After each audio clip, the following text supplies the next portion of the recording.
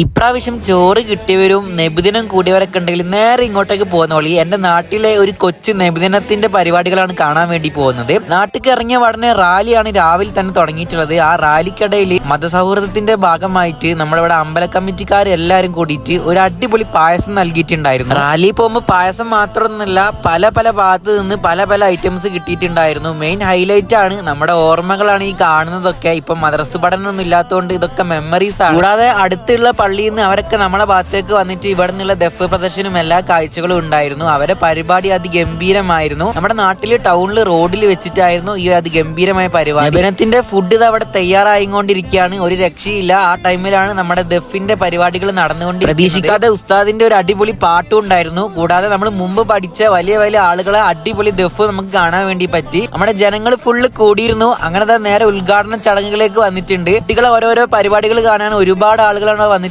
അപ്പത്തേക്കും ഒരു ഭാഗത്ത് ഫുഡ് പാക്ക് ചെയ്യുന്ന കാഴ്ചയാണ് ഈ കാണുന്നത്. ആ പള്ളിയിൽ നിന്ന് കിട്ടുന്ന ആ ബീഫും ചോറിന്റെയും ഫീല് അതൊരു വേറെ തന്നെയല്ലേ. കുട്ടികൾക്കുള്ള ഫുഡ് നമ്മൾ പള്ളിയിൽ നിന്ന് തന്നെ അവർക്ക് കൊടുത്തിട്ടുണ്ട്. ചിക്കൻ ബിരിയാണി ആയിരുന്നു അവരെ ഫുഡ്. അങ്ങനെ ഉച്ചക്ക് നമ്മളെ ഫുഡ് ആയിട്ടുണ്ട്. അതും മേടിച്ച് നേരെ വീട്ടിലേക്ക്. അപ്പൊ ബൈ ഫ്രം അഡ്വഞ്ചർ ടെക്.